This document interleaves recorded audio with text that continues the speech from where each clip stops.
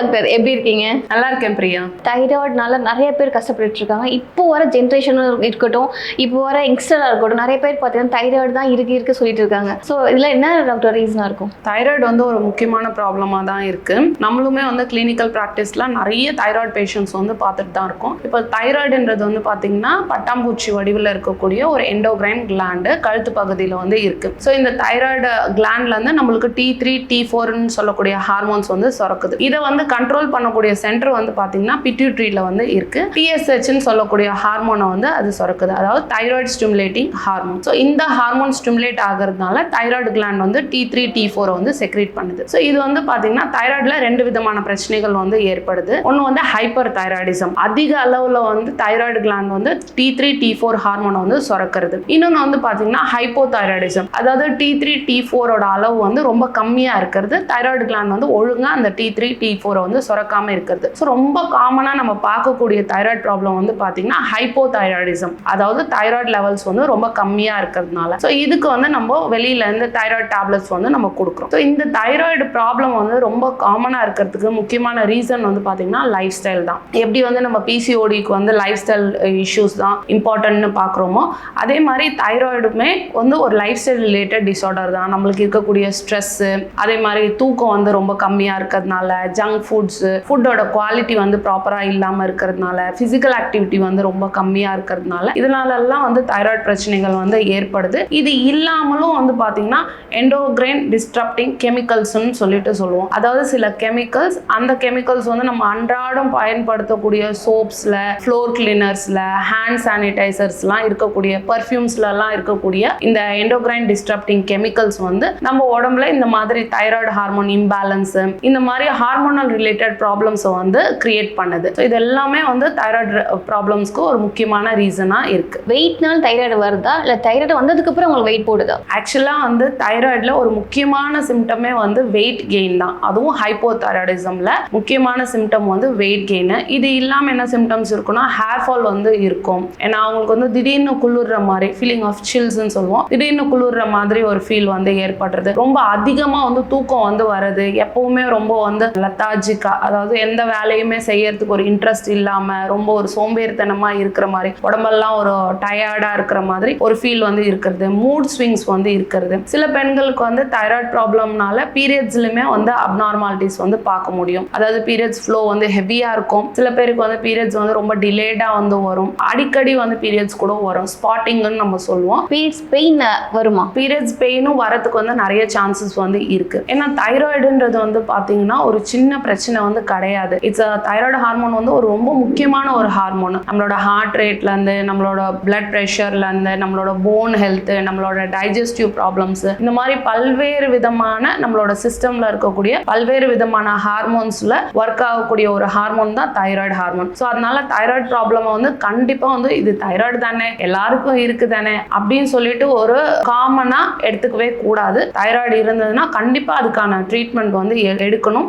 முக்காவாசி பாத்தீங்கன்னா thyroid problem வந்த பிறகு அவங்களுக்கு வெயிட் கெயின் நல்லாவே இருக்கு. ஸோ இதை ஒரு முக்கியமான சிம்டமா நம்ம பார்க்குறோம். டாக்டர், இப்போ அப்பா அம்மாவுக்கு இருந்துச்சுன்னா குழந்தைங்களுக்கு வருமா தைராய்டு? அந்த மாதிரி ப்ராப்ளம்ஸ் இப்போ நிறைய பார்த்துட்டு இருக்கோம். ஸோ அந்த மாதிரி வாய்ப்புகள் இருக்கா? கண்டிப்பா இருக்கு. ஏன்னா அப்பா அம்மாவுக்கு தைராய்டு ப்ராப்ளம்ஸ் இருக்கும்போது குழந்தைங்களுக்கும் தைராய்டு ப்ராப்ளம் இருக்கிறதுக்கான சான்சஸ் இருக்கு. இப்பெல்லாம் பிறந்த குழந்தையில இன்ஃபான்ஸ்ல கூட நம்ம தைராய்டு ப்ராப்ளம்ஸ் பார்க்குறோம். ஏன்னா நிறைய பெண்களுக்கு பிரெக்னென்ட் ஆன பிறகு அவங்களுக்கு ஹைப்போதைராய்டிசம் வரும். அதே மாதிரி தைராய்டு பாத்தீங்கன்னா ஃபர்டிலிட்டிலுமே ஒரு முக்கியமான ஹார்மோனா இருக்கு. ஸோ மேல்ல பாத்தீங்கன்னா தைராய்டு ப்ராப்ளம் இருக்கும்போது அவங்களோட ஸ்பெர்ம்லயுமே ப்ராப்ளம்ஸ் ஏற்படுறதுக்கான சான்சஸ் இருக்கு. கவுண்ட் கம்மியாகும், மொட்டிலிட்டி எஃபெக்ட் ஆகும், மார்பாலஜி எஃபெக்ட் ஆகும். பெண்கள்ல பாத்தீங்கன்னா அவங்களுக்கு கன்சீவ் ஆகிறதுல ஒரு டிஃபிகல்ட்டி ஏற்படுது. அதே மாதிரி கன்சீவ் ஆன பிறகும் அவங்களுக்கு தைராய்டு இருக்கும்போது அபார்ஷன்ஸ் ஆகிறதுக்கான சான்சஸுமே இருக்கு. ஸோ இதெல்லாம் நம்ம கேட்கும் போது உங்களுக்கு அந்த இன்டென்சிட்டி ஆஃப் த ப்ராப்ளம் புரியும். தைராய்டுன்றது கண்டிப்பா ஒரு சின்ன ப்ராப்ளம் இல்லை. அதுக்கான ட்ரீட்மெண்ட்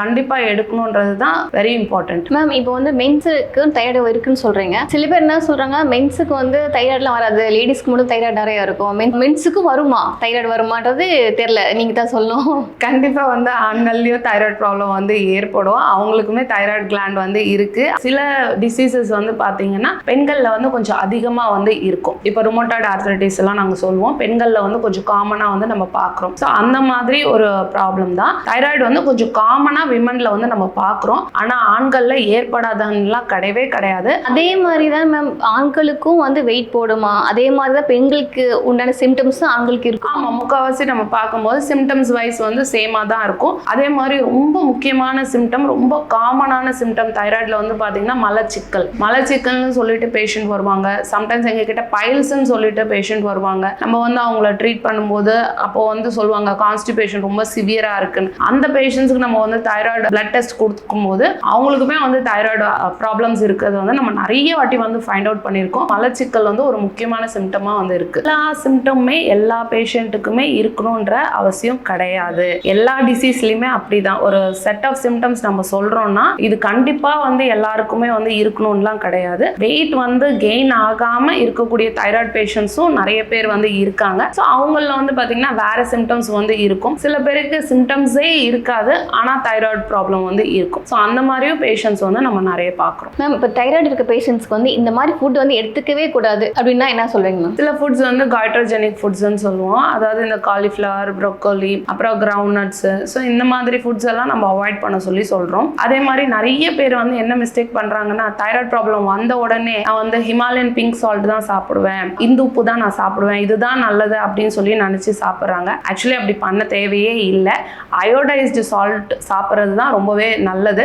ஏன்னா அயோடின்ன்றது வந்து பார்த்தீங்கன்னா ஏன்னா தைராய்டு ஹார்மோனோட உற்பத்திக்கு ரொம்ப தேவையா இருக்கக்கூடிய ஒரு மினரல். ஸோ அயோடைஸ்டு சால்ட் தான் நம்ம வந்து சஜஸ்ட் பண்றோம். மேம் இப்போ அவங்க லைஃப் ஸ்டைல்ஸ்லாம் எப்படி மேம் இருக்கணும் தைராய்டு வந்து பேஷண்ட்ஸ்க்கு? லைஃப் ஸ்டைல் சேஞ்சஸ் அவங்க என்ன பண்ணலாம் அப்படின்னா, ஸ்லீப்பை வந்து ப்ரையாரிட்டைஸ் பண்ணணும். அதாவது பகல் நேரத்தில் தூங்குறதை அவாய்ட் பண்ணிட்டு நைட் டைமில் வந்து ஒரு 10 o'clock தூங்க போயிட்டு ஒரு மார்னிங் ஒரு 6:30க்கு எழுந்திருக்கிற மாதிரி பிளான் பண்ணணும். எக்ஸசைஸ் வந்து கண்டிப்பாக வந்து ஒரு மஸ்ட் தான். அதில் வாக்கிங் வந்து ஒரு பேசிக் எக்ஸசைஸ் தான். வாக்கிங் தவிர்த்தும் அவங்க வந்து பார்த்தீங்கன்னா யோகாசனாஸ் பண்ணுறது, அதே மாதிரி பிராணாயாமம் வந்து பண்ணுறது. பிராணாயாமாவில் பிரம்மரி பிராணாயாமம்னு சொல்லுவோம். அந்த பிராணாயாமம் வந்து குறிப்பாக என்ன தைராய்டு பேஷண்ட்ஸ்க்கு ரொம்ப நல்ல ரிசல்ட் வந்து கொடுக்குது. ஸோ இந்த மாதிரி சூரிய நமஸ்கார் ப்ராக்டிஸ் பண்ணுறது. டயட்ல வந்து பார்த்தீங்கன்னா அவங்க வந்து இந்த சினமன் டீ எடுத்துக்கலாம். சினமனும் பட்டையும் இஞ்சும் ரெண்டும் சேர்த்துட்டு நல்லா கொதிக்க வச்சு அந்த தண்ணி வந்து எடுத்துட்டு வரலாம், சினமன் டீ மாதிரி. அதே மாதிரி ஓவர் நைட் இன்ஃபியூஸ்ட் கொரியாண்டர் வாட்டர்னு சொல்லுவோம். மல்லி தண்ணி தான். தனியா வந்து ஒன்றும் பாதியமாக நம்ம இடிச்சிட்டு 1 டேபிள் ஸ்பூன் அளவுக்கு அந்த தனியா பவுடரை சேர்த்துட்டு அதில் 1 கிளாஸ் வந்து பாய்லிங் வாட்டர் வந்து ஊற்றி மூடி போட்டு வச்சிடணும். இதை வந்து ஓவர் நைட் அப்படியே வச்சுட்டு அடுத்த நாள் காலையில் நல்லா கலக்கிட்டு ஃபில்டர் பண்ணி வந்து வெறும் வயிற்றுல குடிச்சிட்டு வரணும். சூடு பண்ண வேண்டிய அவசியம் இல்லை. ஸோ இது வந்து தானியக்க ஹிமம்னு சொல்லுவாங்க ஆயுர்வேதெல்லாம். இது நல்லா வந்து பித்தத்தை வந்து கம்மி பண்ணும். ஸோ பாடி ஹீட் வந்து நல்லா பேலன்ஸ்டாக இருக்கிறதும், கஃபம் வந்து நல்லா பேலன்ஸ்டாக இருக்கிறதும் நம்மளோட தைராய்டு ஃபங்க்ஷனுக்கு ரொம்பவே முக்கியமானது. இந்த மாதிரி ரெமெடிஸ் எல்லாம் அவங்க ஃபாலோ பண்ணிட்டு வரலாம். மேம் நீங்கள் ஆயுர்வேதாவில் வந்து இப்போ தைராய்டு வந்து எந்த மாதிரி குணப்படுத்துறீங்க, எந்த மாதிரி ட்ரீட்மெண்ட்லாம் உங்கள்கிட்ட இருக்கு மேம்? ஆக்சுவலி ஆயுர்வேதாவில் வந்து பார்த்தீங்கன்னா தைராய்டுக்கு ரொம்ப நல்ல ரிசல்ட்ஸ் வந்து இருக்கு. நிறைய மெடிகேஷன்ஸ் வந்து இருக்கு. நம்ம என்ன பண்ணுவோம்னா அவங்களோட பாடி டைப் வந்து, அதாவது வாதமா, பித்தமா, கஃபமா, அவங்களோட பாடி நேச்சர் என்னன்றதை வந்து நம்ம அண்டர்ஸ்டாண்ட் பண்ணிட்டு அதுக்கடுத்து வந்து அவங்களுக்கு வந்து இருக்கக்கூடிய ப்ராப்ளம், தைராய்டு ப்ராப்ளம்ல அவங்களுக்கு என்ன தோஷாஸ் வந்து ஹையா இருக்கு, ஸோ இதை வந்து நம்ம டயக்னோஸ் பண்ணிட்டு ஒரு பாடி கிளென்சிங் மாதிரி நம்ம வந்து ஸ்டார்ட் பண்ணுவோம். ஒரு டீடாக்ஸ் வந்து கொடுப்போம். அதுக்கடுத்து வந்து நம்ம மெடிசின்ஸ் வந்து கொடுத்துட்டு வரோம். ரொம்ப நல்ல சேஞ்சஸ் வந்து நம்மளால பார்க்க முடியுது. ஏன்னா டயட்டு, லைஃப் ஸ்டைல் எல்லாம் நம்ம கண்டிப்பாக சஜஸ்ட் பண்ணுவோம். ஸோ தைராய்டு இருக்கக்கூடிய பேஷண்ட்ஸ் வந்து லைஃப் லாங் மெடிசின் சாப்பிடணுன்ற அவசியமே இல்லை. ஆயுர்வேதாவில் கண்டிப்பாக வந்து ஒரு ரிவர்சலே வந்து பாசிபிளாக இருக்கு. மேம் ஆயுர்வேதாவில் ட்ரீட்மெண்ட் எடுக்க போகும்போது எத்தனை நாள் வந்து எடுக்கும் மேம்? இல்லை சீக்கிரம் குணமாயிடுமா? இது வந்து எல்லாருமே ஃப்ரீக்வெண்ட்டாக கேட்கக்கூடிய ஒரு கொஸ்டின் தான். அதாவது ஆயுர்வேதா வந்து ஸ்லோவாக தானே டாக்டர் இருக்கும், ஸோ தைராய்டுக்குமே வந்து ஸ்லோவாக தான் இருக்குமா அப்படின்னு. ஆக்சுவலி தைராய்டில் வந்து நம்ம லெவல்ஸ் வந்து பார்க்கணும். TSHன்னு சொல்லுவோம், தைராய்டு ஸ்டிமுலேட்டிங் ஹார்மோன். அதோட லெவல் வந்து ஒரு 10 இல்லை 10க்குள்ளே இருக்கும்போது நம்மளால வந்து ஈஸியாகவே வந்து கியூர் பண்ண முடியும். ரிசல்ட்டும் நம்மளால சீக்கிரமாகவே வந்து கொடுக்க முடியும். சில பேருக்கு வந்து பார்த்தீங்கன்னா ரொம்ப என்ன ஹெவியாக வந்து ப்ராப்ளம் வந்து இருக்கும். TSH எல்லாம் வந்து பார்த்தீங்கன்னா ஒரு 50, 60 அந்த ரேஞ்சில் வந்து இருக்கும். சிம்டம்ஸுமே வந்து பார்த்தீங்கன்னா ரொம்ப ஹெவியான சிம்டம்ஸ் வந்து இருக்கும். ஸோ அந்த மாதிரி பேஷண்ட்ஸ் வந்து பார்த்தீங்கன்னா நம்ம என்ன சஜஸ்ட் பண்ணணும், ஃபர்ஸ்ட் ஒரு எண்டோக்ரைனாலஜிஸ்ட்டை மீட் பண்ணுங்க, அந்த மெடிகேஷன்ஸ் வந்து ஸ்டார்ட் பண்ணுங்க. இது கூட சேர்ந்து ஆயுர்வேதிக் மெடிசின்ஸை வந்து பேரலாக வந்து நீங்கள் எடுத்துக்கோங்க. லைஃப் ஸ்டைல் சேஞ்சஸில் வந்து நீங்கள் ஃபோக்கஸ் பண்ணுங்க, வெயிட் லாஸ் பண்ணுங்க. ஸோ இந்த மாதிரி வந்து நம்ம கைட் பண்ணுறோம். ஸோ ஆயுர்வேதில் வந்து நீங்கள் எப்போ ரிசல்ட் வந்து பார்க்கலாம்னா அட்லீஸ்ட் ஒரு 3 to 4 months நீங்கள் வந்து ஆயுர்வேதிக் மெடிசின் சாப்பிடும்போது ஒரு நல்ல ரிசல்ட் வந்து பார்க்கலாம். உங்களுக்கு தைராய்டு லெவல்ஸ் வந்து ரொம்பவே நார்மலாக, ரொம்ப மினிமலான ப்ராப்ளம் தான் இருக்குன்னும் போது ஒரு 8 months ட்ரீட்மெண்ட்க்கு அப்புறம் ஒரு ரிவர்சல்லே நீங்கள் வந்து எக்ஸ்பெக்ட் பண்ணலாம்.